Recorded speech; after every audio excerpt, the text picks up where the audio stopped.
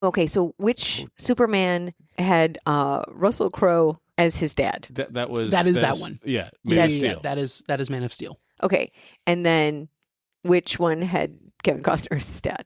What? No, okay. Oh, they were both. Oh, Jesus Christ. So Russell Crowe is his real father. Kevin Costner is the man who raises him and both, gets nom-nommed to But they were Kansas. both Robin Hood. When was Russell Crowe Robin Hood? Relatively recently. You're shiting me. No, I'm not. So confused. This was 2010? Was I dead? What the...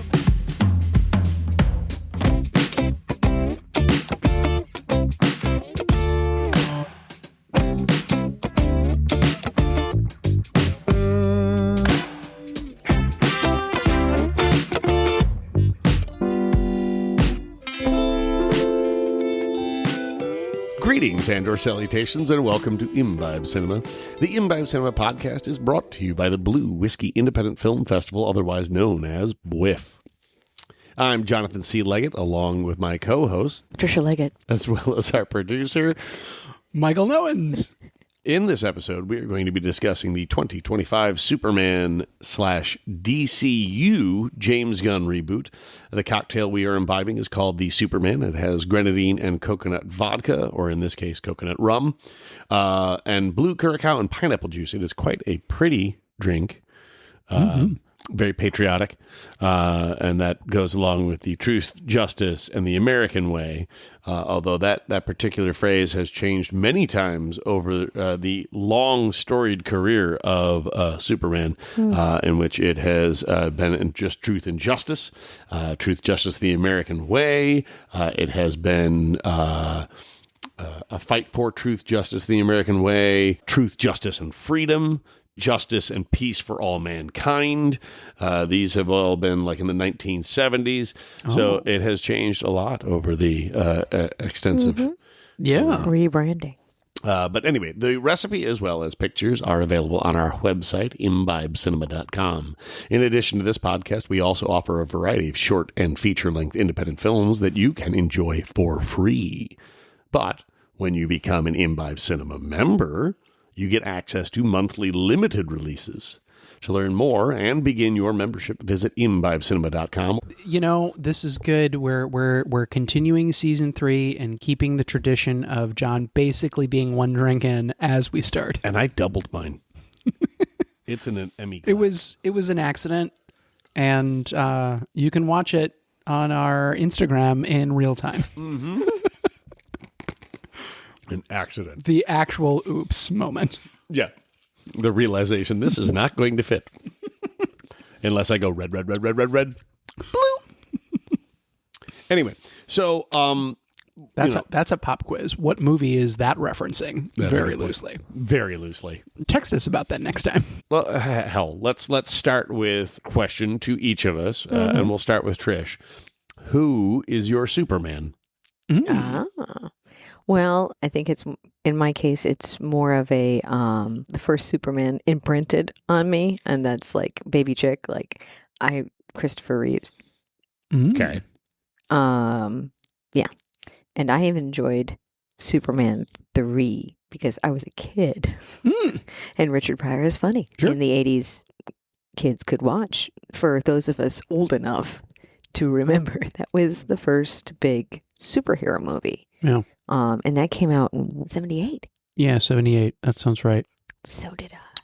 Yes, you came out in 78 too. That's why he's my favorite. And Superman 3 came out in 1983. Right? Mm-hmm. For those of us who were that age, it was great. Yeah. Did you enjoy Superman 4? I don't remember 4. Okay, that's probably a good thing. I hear Which it was Superman 4.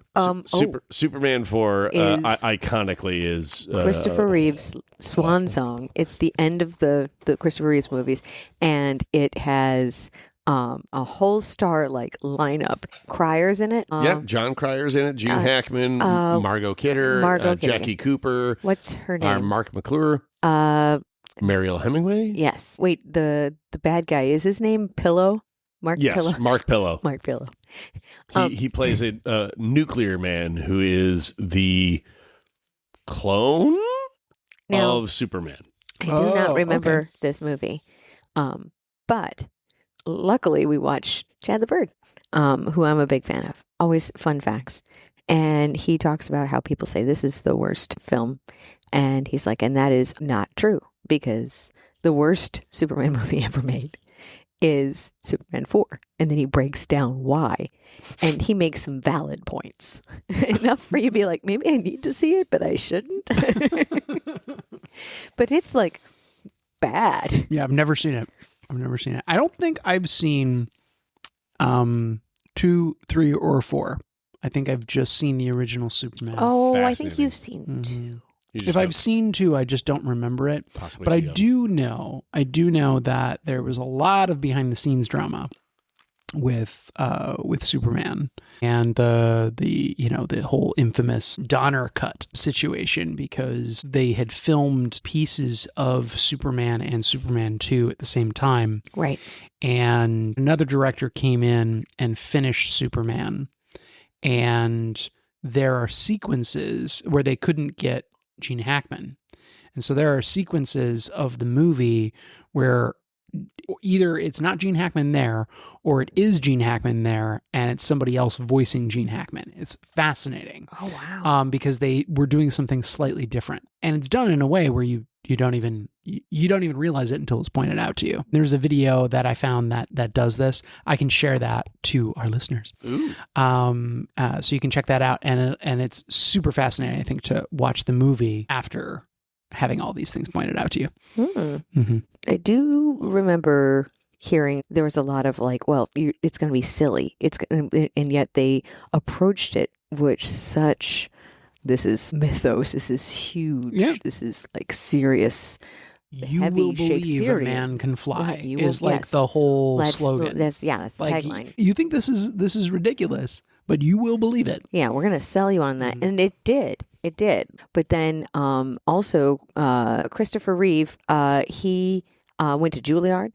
Mhm. And when he took this project, when he accepted it, he treated it seriously. And he did so much work to make sure that all the movement when he was flying, he Yeah. worked very hard to make sure that and that's a lot of work, to make sure it looked like he was flying. And he took it seriously, like it was this big, serious role. And I think that, along with the way Donner visioned it, that makes the movie. Yeah. If they were too silly about it, who knows? And it set the tone for everything that followed.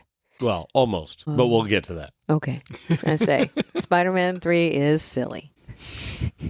No, I was just going to say, at least if you're saying it set the tone for every Superman after that. No, it no, did you're not. right. No, it set the tone for superhero movies. Yes. Yeah.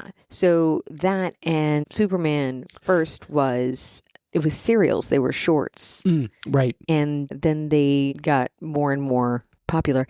And in the 50s, I could be wrong, it could be late 40s, but in the 50s, I think, the Superman was played by Christopher Reeves.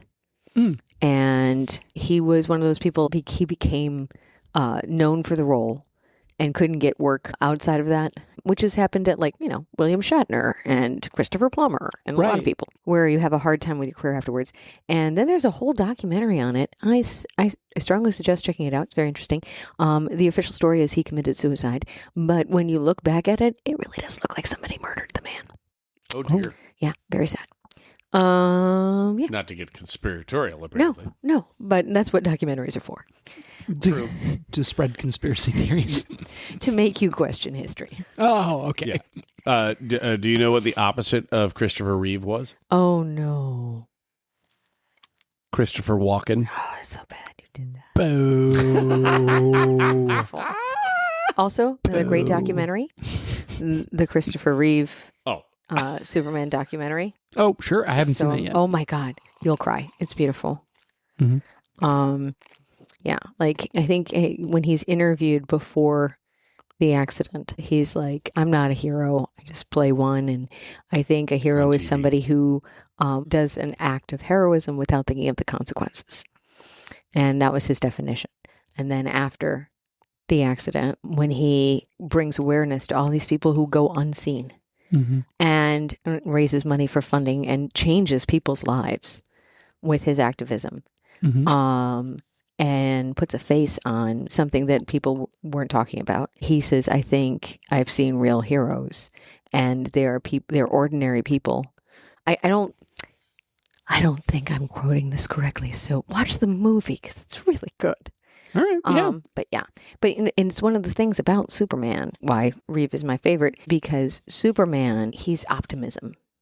He's humanity can move forward and be better. He's just, Batman is dark and depressing. Sure. But Superman is, okay, I'm sorry. He's not, okay, he's cool. I'm not going to say he's not cool, but he's a tortured soul. John really hasn't said anything. Well, I mean, and here's the thing. He gets defensive. I do, because in our house, it's like a lot of people, have Cub fans, Sox fans, Packer fans, Bear fans. In our house, we are Superman, Batman.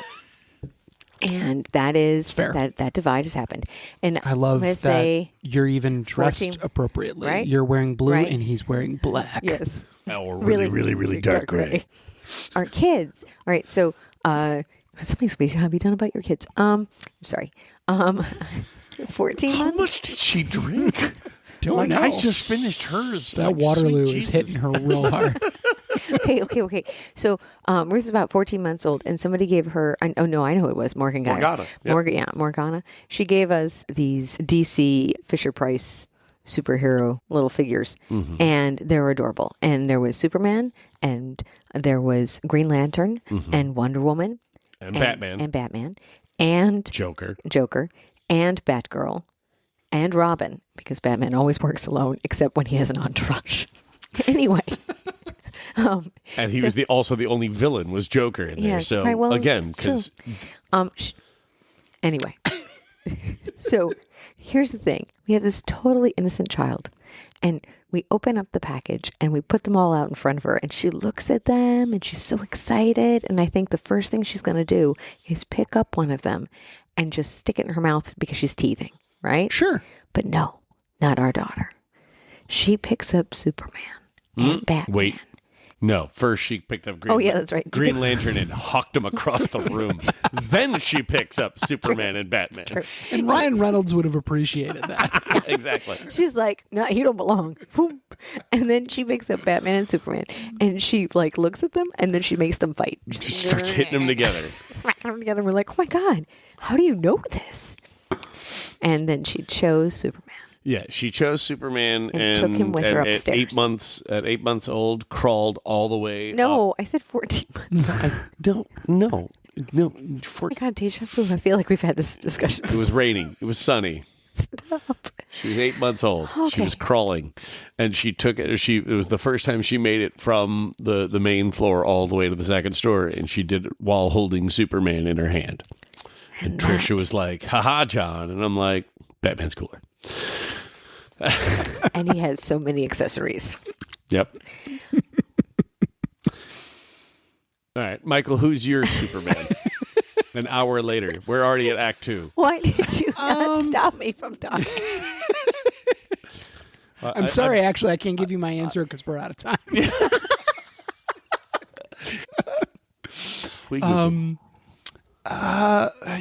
It's a tough one. It's an unpopular answer, but I need to preface that it is just one movie. I know that there's a lot of, in this room, displeasure with Man of Steel. Okay, your disclaimer is noted. Thank you.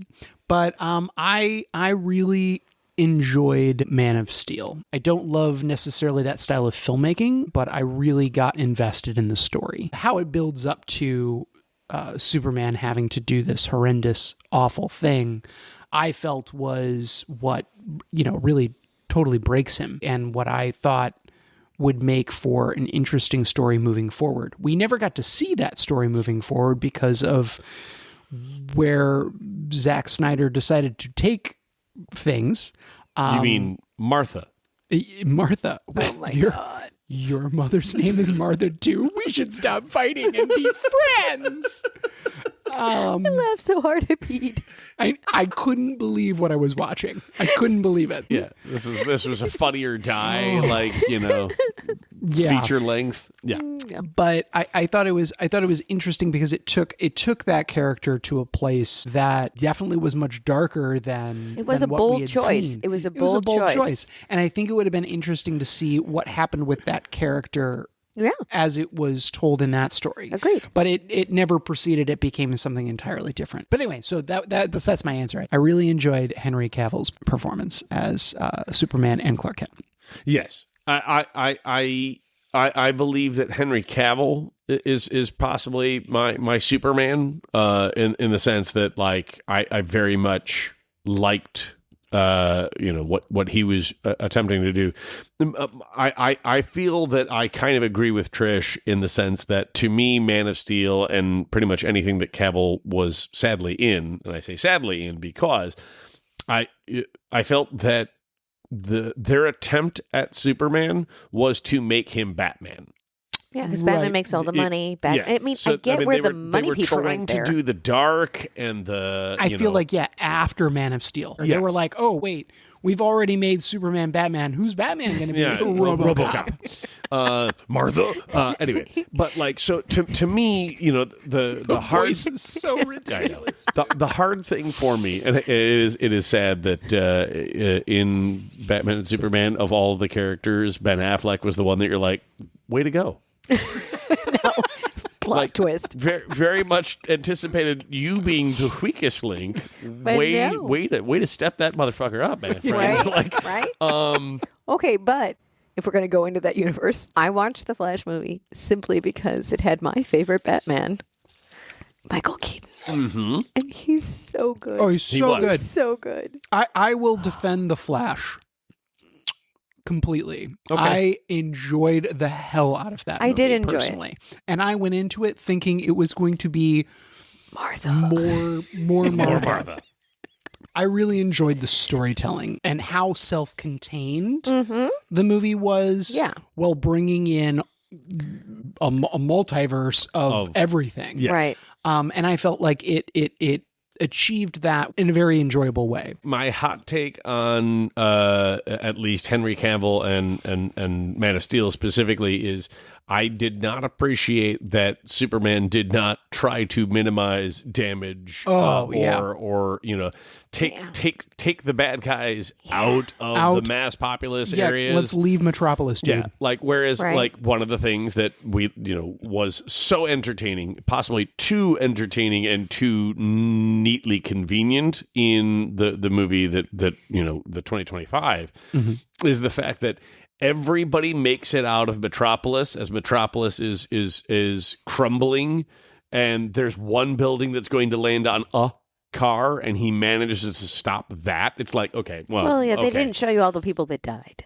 Obviously. No, they didn't. And that, that's the thing is like, I understand that there is going to be casualties when you have large superhumans doing things. But at the same time, one of the things that makes, I always say Superman's kind of a Boy Scout, is the fact that, to me, he's still, even as, an American prop or a government lackey or Boy Scout, he would try to minimize as opposed to... Because he's a good person. Yes. And that was the one thing that really irked me about Man of Steel. Yeah, and that falls into the category of the style that I don't appreciate, which is mass destruction. Right. Yep. Okay, I get taking Superman into just a dark interpretation. I mean, I did like that Lois Lane had figured it out like that. Instant. That was amazing. But I did not care for the fact that he was so dark and depressed. It's like he's supposed to be hope and inspiration and be a nice guy. And here he's really depressed, and now I'm depressed, and it was just dark. I wonder, to be entirely honest, because you only saw the movie once, right? I did. Yeah, I think that he's not depressed. I've seen the movie multiple times. He's not depressed. He's more, dark and mysterious and brooding, but that's also because he's living in a modern world and trying to hide. And a lot of that is stemming from this relationship with his father, where his father kept trying to hide him because he was like, the world isn't ready for you. Right. And he was trying to teach him. I think that's actually one of the biggest things. It's like he's trying to teach him how to be Dexter. better. Oh. Dexter. How to teach him to be better than humans, like be the best of us, be better than us. Yeah. And so anyway, I don't know. I didn't see it as I don't. him, I want to him watch being it again. depressing. I do. I want to watch it again because to me, it's like not my whatever, not my James Bond or my Batman. Like people, we were talking about this earlier. Yep. How people have their favorite incarnation of a very well-known pop culture character, whether it be Superman or Batman or The Doctor. yes, or Doctor Who. Mm-hmm. I would even say that people have their favorite Star Trek. Oh God, yes. For Oh sure. yeah, for sure. I think for me, it's Next Gen only because I grew up on it more. But then I loved the original. But Next Gen was the one I watched more often. I have ones that I like more, and I have ones that I don't like as much, and and then I have ones That's that I'm an like, enigma. I love that I love, and there are ones that I'm like, I love you so much because you don't have to fall in the lineup of the rest, like Lower Decks. Lower Decks just its own thing. It's amazing. And it is amazing. All right, so I think now that we've divulged into previous ones, I honestly do have to say that I was extremely surprised and delighted by the 2025 James Gunn. Agreed. I can honestly say that its mixture of comedy and heart and hope and very interesting juxtapositions of literal modern day shite was amazing. Yeah. I think possibly the funniest thing I have seen on the big screen in a while is the heartfelt scene between Clark and Lois, where they're essentially having a fight. They're having a dispute, and in the background is the other heroes attacking a giant space imp or something like that. That is just like They've got this. Just It's fine. Do you need to? No, they're fine. But like they're having this whole conversation, and you just Doesn't she like bring him some coffee or some tea or something? Yeah, and he like, just like just sits the- down, just relax. and that fight goes on in the background for so freaking long, and I good. laughed harder and harder and harder. I probably pissed off a lot of people who were in the theater around Trying to me, hear the dialogue. trying to either hear the dialogue or just being like, "Dude, it is not that funny," and I have to digress. It was that funny and more. Well, but it's true when you think about it. If in this universe, you have all these different superheroes, Yeah. and yet we only usually follow one. Maybe there's one itty bitty crossover cameo, but usually it's one character's story, and the rest of them are not there. It's like the rule of only one bad guy can attack you at a time. Yep. Except when they decided to bring like three, and then they were in the movie. But but like that's this thing where it's the unspoken rule that they shouldn't overlap too much. And Yeah. I think I like what he did with this. Is it's like, here, I'm going to give you the mess of the world, but we're going to focus on our story. Yeah. But it's in the background because that's this world. They have superheroes, and that- they are corporate. Yeah. And the way that was introduced, I thought at the very, very start of the movie was just brilliant. Yeah. Like, what is it, from 300 years ago to Yep. 3 minutes ago? Yes. Yeah, it's like And 30 years ago, then 3 years boom. ago. Yeah. Yep. And Roll I through. had no idea that was going to be the start of the movie. It was No, just the start exactly. of the trailer all the time. But Yep. whoa, I was like, oh, okay, you've got me. That's the hook. Yeah. Right? I'm in. I'm sold. I understand what's going on. And I will state that leading up to, there was all these, commercials and all, and it had, Green Lanterns, it had crypto, it had this monster, it had this beast, it had, this villain. And I'm like, I got panicky. Right. Because what we've learned from the MCU is when you jam pack a bunch Everything of in new there, characters, you in lose one story. movie, you lose story because you're focusing on everybody. Correct. And Gunn managed to not only juggle it, but juggle it masterfully. But then he did that with Guardians because Guardians had all these different characters. Nobody knew them. True. And we had to introduce them all and give them weight. And that's hard to do. Very few and that's stories. an ensemble cast. Right. Very few stories have that play off well. and, Yes. and are able to do that. And yeah, like, so I had faith that he'd be able to do it. But yeah, the trailers made me go, oh no, you didn't fall for like the Spider-Man 3 thing where we have to throw everything and the kitchen sink in. No, he did a masterful job at handling that. I was very pleased. Mr. Fantastic. Yep.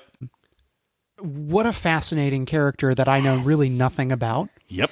And So and cool. I want to know more, but I felt like I got enough. Yeah. It's like he gives you just the right amount of each character.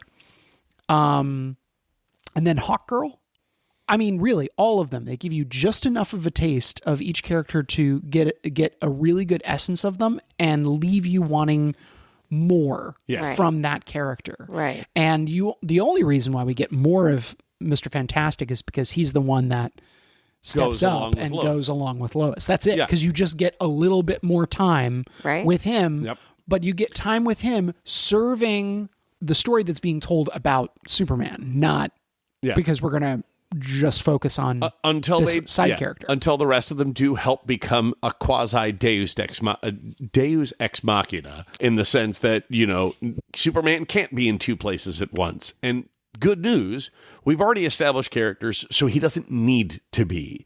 You know, Right. he can call up his buddies to help out. And also just showing, like, the difference. They are trying to knock the crap out of this monster and don't care if there is casualties, if there is, you know, damage to buildings, people, or other. And, you know, he's sitting there then trying to clean up behind them, you know, Right. and do it. And, like, Well, it's he just doesn't want to. such He's like, we don't have to kill the monster. Yeah. We can just relocate him. And they're like, what? No. Yeah. You're like, oh, you're so funny, Superman. Yeah. Whatever. Yeah. But they, yeah. James Gunn mentioned there was one sequence that was part of a scene that he refused to cut, that test audiences were like, it's got to go. And I am so glad he didn't cut it. And it's in the middle of that scene. It's when he saves the squirrel. Oh, He that's saves awesome. the squirrel. People were pissed. Yeah. at him People were like, saving a why squirrel? the hell is Superman saving a I squirrel? mean, don't get me love it. wrong. I love I it. said the So same good. thing, but at the same time, I was like, oh, that's cute. It's cute. It's funny. It's like it's Right. multiple things. It's cute. It's funny. And it's also helps serve that character. Yeah. It's, Even the smallest life to him exactly. is precious. It's in that one action, it goes beyond I'm saving humans. It's all life. And that was the thing that, you know, again, we go back to Man of Steel. It's like, none of these buildings had to die. Right. Well, Right. and The millions okay. of people in them especially, but the buildings. Right. Well, and in this one, they make a big deal of being like, "Hey, up here, and Yeah. then he gets, you know, it's like, look at all these people we're gonna hurt in this big building over here. Yeah. I'm over here." Yeah. But the other thing is Lois Lane. If we're gonna have a favorite Lois Lane, this is my favorite. The part of her that is the reporter is the most authentic. I Yes. think I've seen, and there's just a lot of depth and nuance that not only the script brings, but the actress brings, and it's just, and then their relationship is great. But it's like, yeah, we could, like, this Lois Lane was amazing. Amy was good. Amy brought a lot of spunk. Oh, I but- agree. But Sure, Rachel Brosnahan, And Margot Kidder was great, but I really don't have complaints about Lois. But I just this is my favorite. Very pleased with James. I think that he might actually pull it off when it comes to what I believe I've said this on any number of podcasts whenever the MCU comes up, is the fact that the MCU is starting to crest. It's a wave that I feel is breaking, and it you know. Well, they have some great stuff, but yeah. But James Gunn's DCU has an opportunity to be the wave that goes over the top and rides it out. Yeah. Because, Well, which will only give the MCU time to potentially reconfigure and do the exact same thing. And if the two just sit there and continue to lap each other. Because he's learned a lot from Yes. from also working in the MCU. Correct. Yeah. But from you know, being the first one through to do this really long form, Yes. multi-feature film storytelling. Yes. You can't just tell a story that, yes, when you look back on it 5 years later, Yep. that it only feels like it's there to serve The next purpose. bigger story. Correct. Well, and As opposed to yeah, his approach with this is every film's going to have its own feel, its own story, and it's going to be Genre. its story. And yes, there will be a bigger story, but they're not going to do like these well, tidbits. well, Yeah. yeah. that are It's about just which for one's that. ready next Right. to start it. It Well, has and nothing. Yeah. here's one of the things that I think is interesting with DCU and MCU from the original DC, ED, whatever. I want to say EDU, and I'm like, nope, it's not education. But DCEU.edu. right, the BG before Gunn. That form had a lot of problems trying to. It's like they were playing catch up. They were trying to do what MCU was doing, right? Yes. And they kept sputtering out. And I was like, I wanted to get in the room with the bosses. I wanted to be in the room where it happens, you know? Yeah. And I wanted to be like, guys, you can't catch up. That's dumb. You're already this far Yeah. behind because of time. You know what would really serve you well? You have these TV shows. They are good TV shows. Mm-hmm. Like, what you need to do is bring them all together in a movie. You want to do that, then you got, you can catch up. But you You've can't. also got the fan base. Then. You've already got the fan base. You've already Right. built up. You have crossovers in the shows. Now, would that have worked? Maybe, maybe Who not. knows? It definitely would have been better than what happened in my mind because I've decided that. But Don't you knock Martha. but if they had listened to me, then we would never have had Martha. And I mean, come on. That's important. It's true. The Martha you. We need that. Martha you. Martha moments. Martha Cinematic Universe, the Yep. MCU in DCU. So true. But then, so their problem was storytelling. They couldn't get the stories to get together, and like they had problems with storytelling. Meanwhile, Marvel storytelling, oh, so great. But the problem with that is reality. Actors phase out, pass away. Things take directions that they can't anticipate, and then their story gets all like, oh crud, we were going to solve that over here, but now I've got to throw it over here. And they're writing while they're filming, and it's becoming like they've lost control Yeah. of the story. It's gotten away from them. And what Gunn seems to be doing is taking it back to character. And really, without characters, there is no story, right? And this was such a great re-envisioning of Superman, and it leans a lot. It does a lot with the comics, which I love. We're going to take a few minutes to refill our glasses and get ready to imbibe more after this. The Blue Whiskey Independent Film Festival exhibits short and feature-length motion pictures that utilize story elements in a new and exciting way. Our official selections are a carefully assembled blend of imaginative, sophisticated, and full-bodied stories. This is what our name represents. With audiences expect to experience character-driven independent cinema that is fueled by the filmmaker's passion for the art of visual storytelling. Filmmakers can expect an intimate festival experience where their personal story is valued as much as the one projected on the big screen.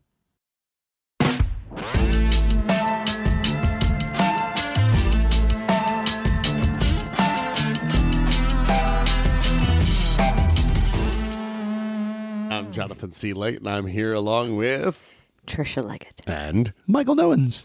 And we are discussing Superman, the 2025 one, at least is what Is that we what we're landed called? on. Is that what its name is? It's going to just be Superman. 2025. I feel Well, I like think it's everybody says that. Superman. Well, 2025. it's Superman, but like when you the one that you came do out in have to 2025, yeah. Exactly. You have to give it the qualification of that in the sense that way they know which one you're talking about. Well, and I'm sure it'll be like the Gunn Superman, the Donner Superman, depending on who Honor you're talking party to. of 5. Enjoying this podcast? Please subscribe or follow us on your favorite podcast providers to get the new episodes as soon as we release them. And you can also follow Imbibe Cinema on Facebook, Instagram, and Threads. Do you have a comment? Look for the link to the text in our show notes, and we'll make sure during the next podcast to answer the question. We'll say something inflammatory enough that the trolls will come after us, maybe. Right. It might be this episode. It could be. All the Snyderverse people are going to be like, what the fuck? I love Martha. Martha. The Martha cinematic universe. Don't you destroy my MCU. All right. So right before the break, Trick, you were about to start discussing cinema and comics. Yes, the switch in the medium. And stories, when they are told in different mediums, are told differently. That will be an official podcast quote. Okay, so here's the thing. No, we all know this. You can't put a novel in a movie. It doesn't work. Everybody gets angry. No, you do a limited series. Yes, you do. You can do them in the series, and then people kind of get what they need out of it. Right, because then you can spend 12 hours. Right. So the comics do like what the movies do over time, where you will have like this, okay, we've fought all the monsters, we fought them together, and then we kind of like we reach an apex, and then we run out of steam, and then we have to reinvent and reboot and reimagine and start again, and it takes a while. And I think I just saw somebody comment on this and how it's like, yes, and that's what the movies do, except they do it and they cost a lot more money. So here's the thing that I like is that stories that go back to canon, like when they rebooted Star Trek, they were like, all right, we're gonna put the red shirt in so you know who's gonna die on this mission. Sure. Here, we're gonna put in something for people who love this and know it well, so they can go, I see what you did. But then all of us who have no idea can enjoy it, and we don't need that. Right. And I think what Gunn does is he incorporates stuff from the comics that a lot of us didn't know, but we don't need to know. Just like, crypto comes from the comics. And also crypto is inspired by James Gunn's dog. Yeah. Yep. Who is described as a bad dog. Just a bad dog. Not like a mean dog. Just, No. Just a bad behaved dog. Yeah. They did a full scan of his dog, and so that is a digital version of James Gunn's dog. And I love that it's just a dog. It's a dog that has not been trained well. Well, because how can you train a super dog? Right? And how much pain that dog causes Superman. Oh my God. Superman, thank Mr. God Fantastic. he doesn't hurt. No. Go. I love that we all get that moment to realize, wait, that's a ball. Oh no. Oh, shit. No. Come back. Yeah, but he's just a dog. And I do enjoy that you don't really know the situation with crypto. Yeah. Yes. There's just this really kind of bizarre reference at one point where he's like, it's a foster situation. And you're like, wait, what? all right, we'll put a pin in that, but you better explain that later. And then they do. Right. Yes. And it makes so much sense. And I love how everybody's like, you have a dog? Like, how did we not But know he this? really cares about that dog. And then like how you contain a dog like that. And it involves CGI squirrels.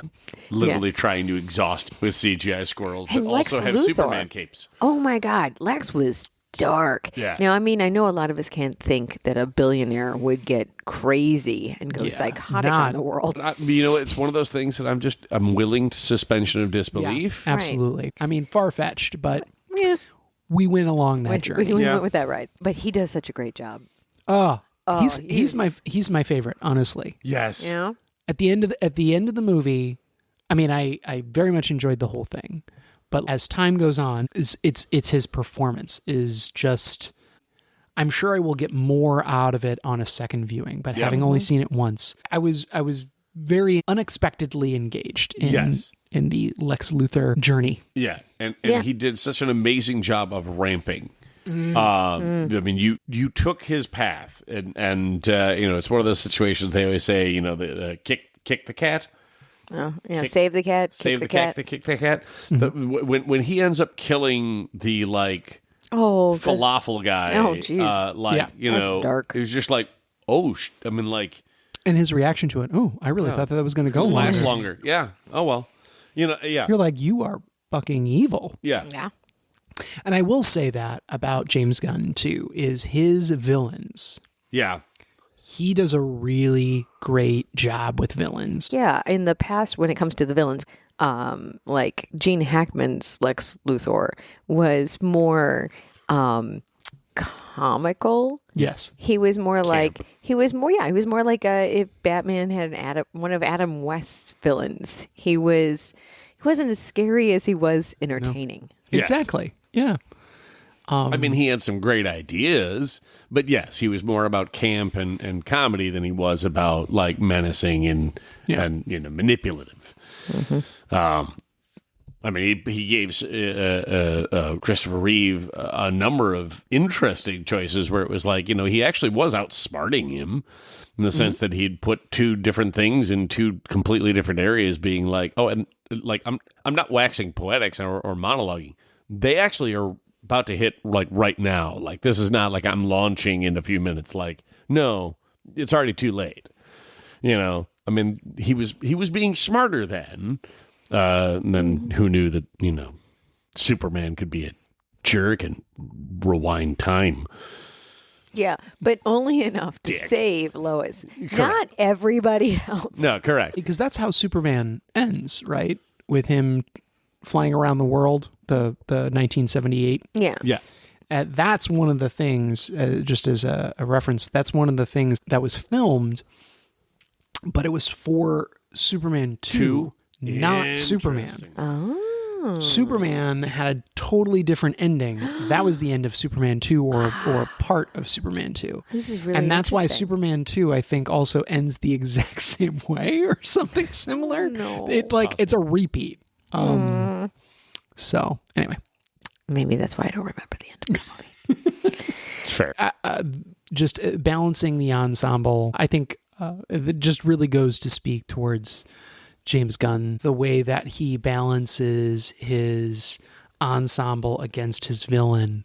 They're just very memorable. I mean, immediately what comes to mind is, Volume 2, Guardians Volume 2. I feel like Kurt Russell's villain as his father is just almost unmatched. It's just, you really are invested in that conflict. Yeah. And it's very internal, Yeah.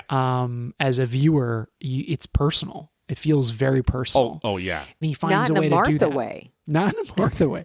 But he finds a way of doing that. All of this is long past. We know that Lex and Superman, whether Superman's necessarily aware of it, that their feud has been going on for a while, at least in Lex's head. Oh yeah, and the fact that like he's got all of his moves Memorized, categorized into Right. a whole It's an like obsession. index Yeah. of he knows every movie he's going to make before he makes it. Just that whole introduction of Lex and him just calling out these moves, you're like, and it's oh man, Yeah. well, and it's one of those things like as humans you can obsess about something you love, or you can obsess about something you hate. And how dark that gets. Like your whole world is about one thing and it's something you hate. Yeah. And that's just like, and you don't see it sad. because you're so focused, you're so down Right. that rabbit hole. yeah. I was going to say, I do appreciate is that Superman's parents are, his adopted parents are both alive. Like, and they're adorable. Yes. They are so adorable. I love how it's like every set of parents ever. It's like they're calling. He's not getting back to them. they're like they've left him like 20 voicemails, and they're like, we don't want to bother you, but are you okay? Neva Howell and Pruitt Taylor Vince. Yeah, they were both fantastic. Yep. Yeah, but then you also have like a birth father villain kind of thought. It's like, wow, now you brought up Star-Lord's origin. I'm like, huh. Yeah, I'm trying. Absentee father, not good, bad person. I'm trying to recall, and I whether it's age or whatnot. I don't recall whether or not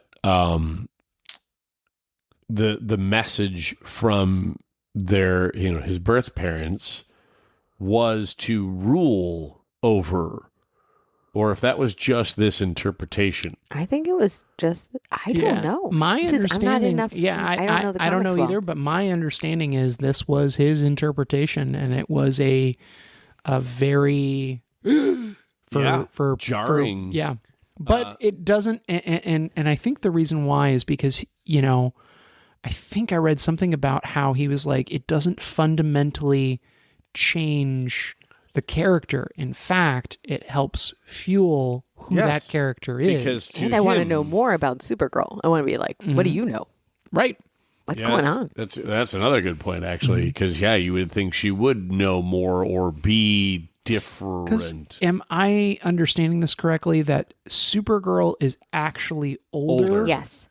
Yes. And so 'cause she was like in cryo or something like that, right? Yeah. Something happened to her pod. She was supposed to be sent along with him, and she was like 6 or I mean, she was definitely older. He was an infant newborn. So where she was like more frozen in time while he grew up on Earth, and then her pod, something happened to her pod, and it did not make the journey quickly. Whereas he landed and was raised, she lands later and is still, roughly the age she was when she was. And I recall watching Supergirl, the original movie, with Peter O'Toole, and it's funny because it's one of those things where it's like I saw it when I was a kid, and I was like, oh, Supergirl, and then I saw it with the girls, and I saw it once as a kid, right? So there's a whole bunch that I don't remember, but it's one of those things like where you hear something you haven't heard since you were a child or whatever, and it brings you back immediately to like this emotional time travel to like, oh, I am now 8 for 30 seconds, and then poop, and I'm back. Yeah. Oh. And so that happened. I was like, wow, I appreciated Peter O'Toole so much for a child. Because he's the only one I remember from the movie. Oh, that's fine. Although it's sad, He left an impression. He did. I felt bad for him. It doesn't go well for him. All right, are we poking the bear now? Sure. Oh yeah, let's bear that poke. All right. So, this film, at the time of this recording, had an 83% Rotten Tomato score after 466 reviews. It's got a 91% popcorn rating, which is the audience. So the first one is from Film Spotting. And they say, I could never quite reconcile James Gunn's glibness and goofiness with his sadistic streak.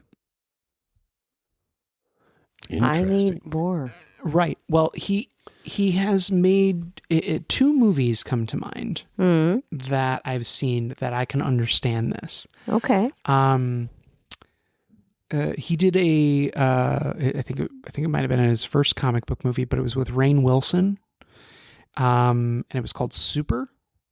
And it is fucked up. I remember I watched like The Boys? this movie. Possibly. I've never watched The Boys. Oh, it's dark. But it is really it's an uncomfortable watch. But anyway, he directed that. I've never seen this. And it was an indie film for sure. Yeah. And so it was Rainn Wilson and I believe Elliot Page, Liv Tyler, Kevin Bacon. Wow. Yeah, good cast. And I would say, from my memory of it, I could see the word sadistic.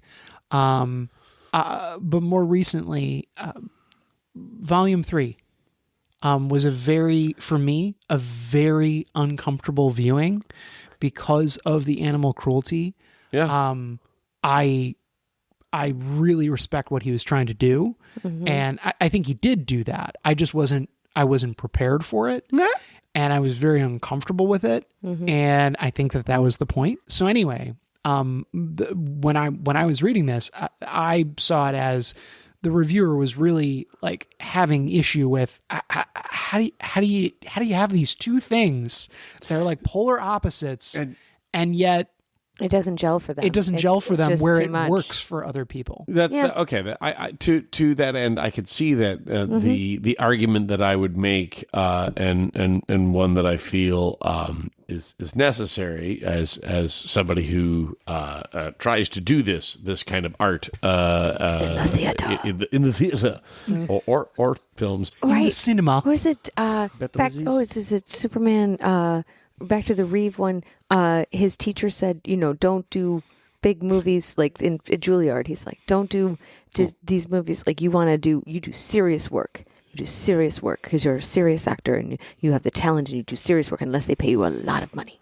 Oh, yeah, that's right. Well, And that worked out. then that worked out. That was an interesting bear. Is there another bear? Yeah. Oh, yeah. All right. So the Beverly Hills Courier says, "Call me old-fashioned. You're Okay. old-fashioned. Call me old-fashioned, but I like a story with a beginning, middle, and end, with characters I can root for and those I can boo. Filling the screen with robots and hideously unappetizing hybrid lizard monsters doesn't work for me." I find it interesting, unappetizing. Thank you. Even. That is Yeah. the word that I was stuck with too. What are I you had to eating read while it. you're watching? I had to read it multiple times to make sure that it wasn't a different word, but it was appetizing. And so that's why I want to know. I want to know what an appetizing monster do is. they eat a lot of lizards? It's an appetizing lizard. Are they like a reptile eater? Maybe. Like extra alligator all the time? I love that it's extra alligator. Not just a little bit. Oh no, I had my main course. Now I'm going to have some extra. It's like extra alligator side. on the But when you tell this kind of story, it is hard to make it have that like beginning, middle, end, and we're done. Like you have to have something that gives you closure and feel satisfied on some level. But these are stories that they're more like serials. Like they've always been, and then the next adventure, and then next week when the next adventure, and they take place in a world full of adventures. So it's so full of them that you can have a spat with your significant other while a space intergalactic imp is in the background. Is in the background, being battled. All right, last one is Time Magazine says, "Sadly, there's almost zero magic in James Gunn's Superman. Its special effects are more overbearing than special. The plot is all problem solving and no poetry." Wow. See, whereas my argument in that one is twofold. I'll go with the one that was not the one that made me giggle, but I'll do that one in a second. To me, the substance, or everything is in Lex Luthor. I mean, the poetry is in what he is doing. I mean, he's masterfully done this and figured it all out. It's just the moment when the little nano things engulf him. I'm like, oh yeah. How do you come get back out from of this? it? I don't understand how are you going to recover from this? Yeah. And the fight for survival that defies all odds, yet makes sense. Yep. I was like, oh yeah. I mean, and that's like the end game. Lex is like right there on the verge of getting everything he wanted. Yep. I just want to sit down with this person and go, tell me about your poetry. I want to know what film for you brings the poetry when it That's a good comes point. to this type of movie. Sure. Because I'm not making fun. I'm like, I get what they're saying in a way, but I do think it would be very interesting to know what works for them. What is that poetry? And because I can understand special effects being overbearing in a movie. Oh God! I mean, we talked about that with Man of Steel. Overbearing, completely, like it just overtakes the movie. At the same time, I will state that, of course, there wasn't magic He's a superhero. Not Doctor Strange. Yeah, it's not Doctor Strange. That would be Z for Zatara. Yes, that is the she's DC, magician Supergirls. / wizard. So cool. So yeah, of course there wasn't any magic in this film.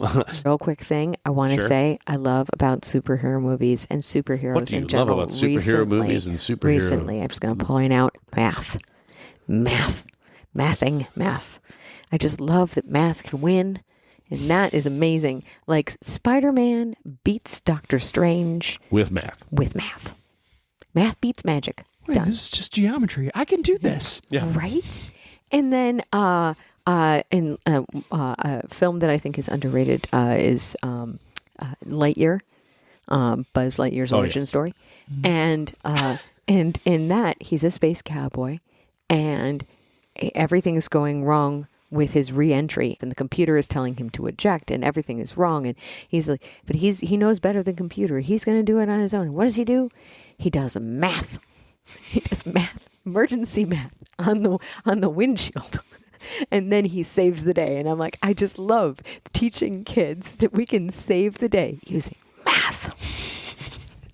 Really? It makes me cry. I'm so happy about it. I wish somebody had told me I could save the day with math because I suck at math. Anywho.